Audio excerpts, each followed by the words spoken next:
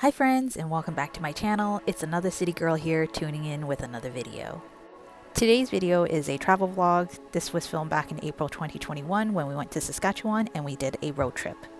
Before I jump into today's video, if you're new here, my channel provides luxury, lifestyle, and some travel content. Please consider subscribing to my channel and turn that bell notification button on so that way you're notified of when a new video is posted. As mentioned earlier, this travel vlog was filmed in April 2021. We flew in and out of Regina and did a road trip around Saskatchewan. We also did a lot of research due to the COVID-19 and health and safety situation. And the first day when we landed, we drove all the way out to Butte. It's about 4 hours out of Regina, and this is a relic of the Ice Age, which is really neat. Now, please note this landmark is on private property. We actually met the landowners, which was really neat. They welcome people to drive through and take a look at it from a distance. However, during April and May, it gets very muddy, so people aren't allowed to climb the landmark. Otherwise, in the summer, you can. The next morning, we drove out to a cute little small town called Rouleau. It is also known as Dog River because of a Canadian comedy show called Corner Gas. If you're Canadian, you probably know of the TV show. And I took a lot of pictures of this grain elevator. Unfortunately, it was burnt down in November 2021, so it was quite recent that it got burnt down. But it is wonderful. If you don't know the TV show Corner Gas, I do recommend you taking a look, looking it up, finding it online. It is a very funny comedy show. And when you arrive there, there is a PDF online actually somewhere. And when you arrive, there's also a billboard. You can do a self-walking tour of the town and see all the different landmarks when they were filming the TV show here. So this used to be the hotel and in the pub where everybody hang out. This was the town hall. There's also the police station in town. You can see here next. Unfortunately, some landmarks is deteriorating, like this police station they used, and this was the old Fumar, and that burnt down in 2014. And here are some pictures of it.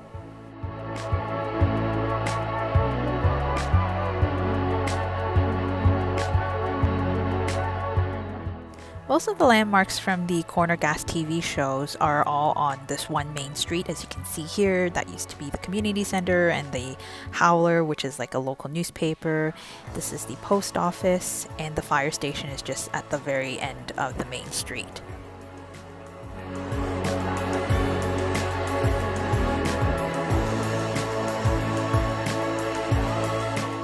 At the other end of the town of Rouleau bears the water tower, which bears the true name of the town here. That's the water treatment station, and this is the water tower, which is not too far from Oscar and Emma's house.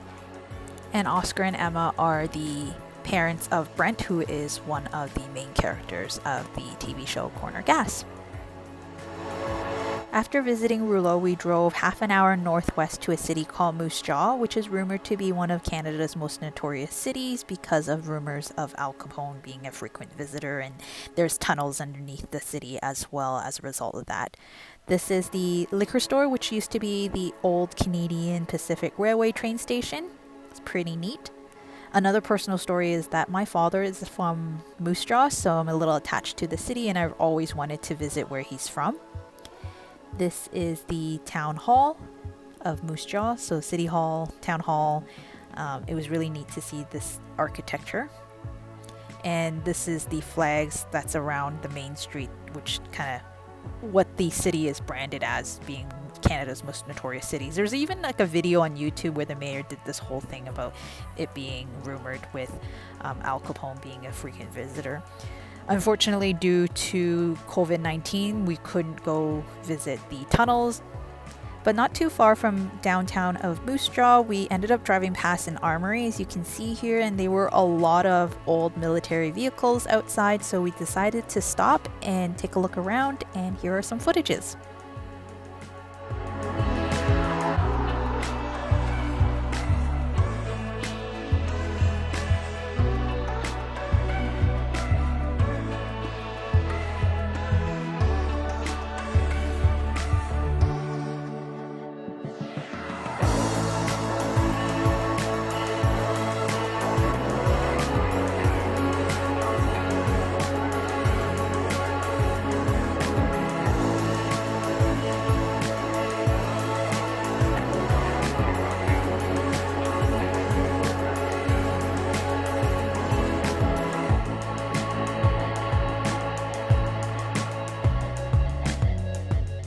After visiting the armory, we decided to take a drive because we weren't far from 15 Wing Moose Jaw, which is actually the home of the snowbirds. It is a military aerobatic flight demonstration team, which is part of the Royal Canadian Air Force. So a lot of people are familiar with the snowbirds, but it's actually nice to see the home of the snowbirds. The next part of our Saskatchewan road trip took us to Saskatoon, where we stayed overnight. From there, we planned to visit two ghost towns, but ended up only visiting one, which is Bence, you can see here, and I'll link the video because I have a whole video dedicated on visiting this ghost town. After visiting Bence, the very next day we spent some time on the road and ended up in a small little town called Cochin because it is the home of the only lighthouse in Saskatchewan.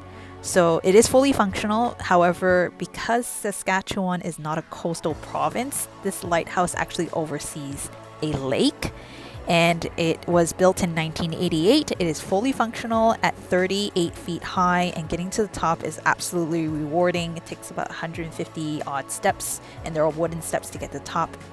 And as you can see, the view is absolutely breathtaking.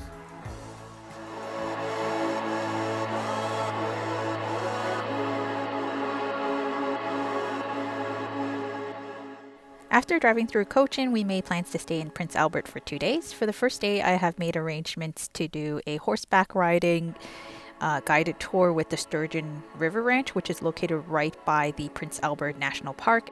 And you might have the opportunity to see bisons along the way.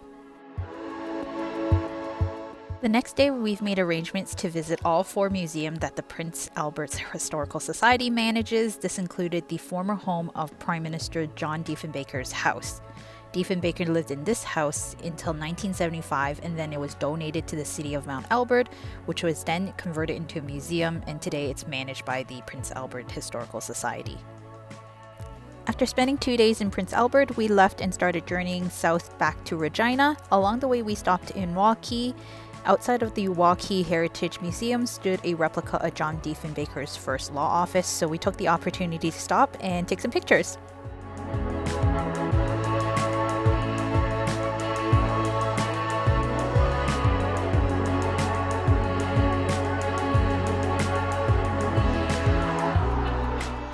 After our stop in Waukee, we took the opportunity to take our time to drive back to Regina and decided to stop as many times as we can to photograph the number of old wooden grain elevators that are still left. Although Saskatchewan is known for these wooden grain elevators, they are slowly disappearing, either torn down, burnt down, or fallen to disrepair.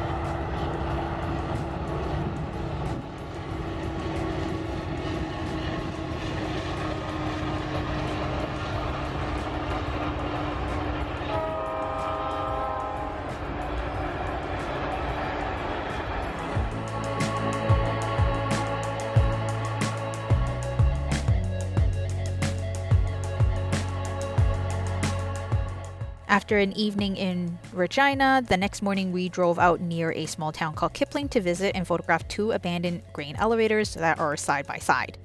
We also stopped at a small town called Montmartre, as it is the home of the Eiffel Tower replica, as you can see here. This was done as the community was first settled in 1892 by settlers from Paris, France, and to celebrate the town's 100th anniversary, they erected the Eiffel Tower replica in July 2009. Finally, we ended our day's trip in Kipling itself to see the world's largest paperclip.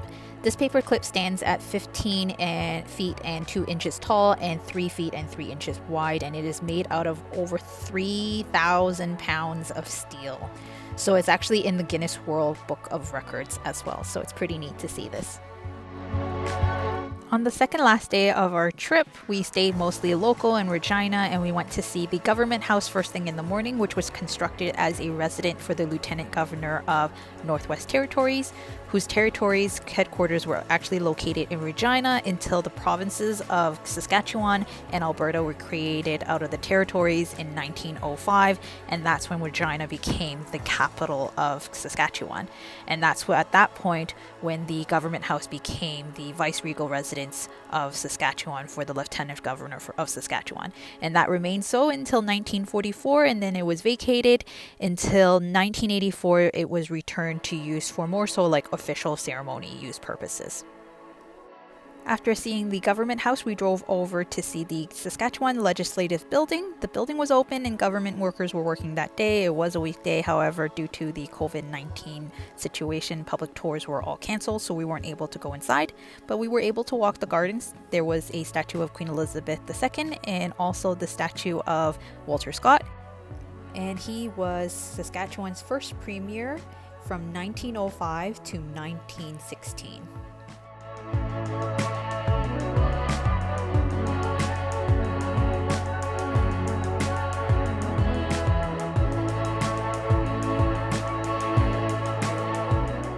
Also on the grounds of the Legislative Building included this fountain on the east side of the building, designed by Charles Barry. This fountain decorated Trafalgar Square in London, England from 1845 to 1939. The other fountain, which is one of the two, is located in the city of Ottawa in Confederation Park.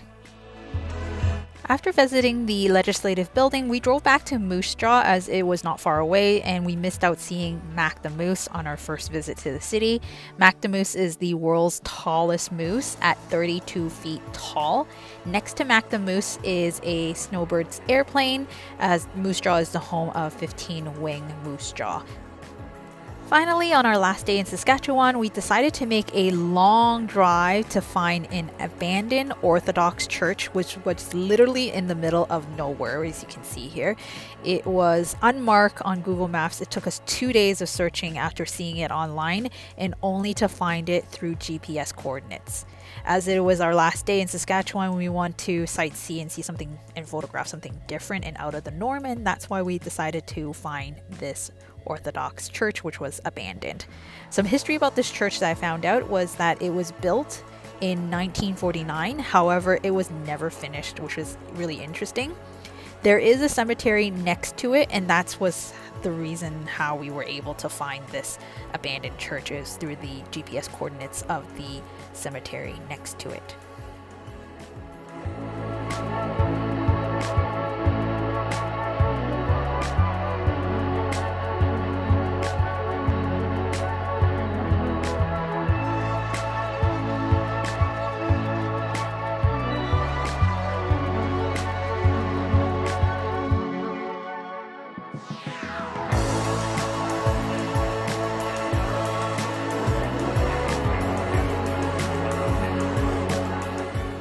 And that brings us to the end of today's video. I hope you enjoyed this travel vlog of my road trip to Saskatchewan, even though it was back from April 2021.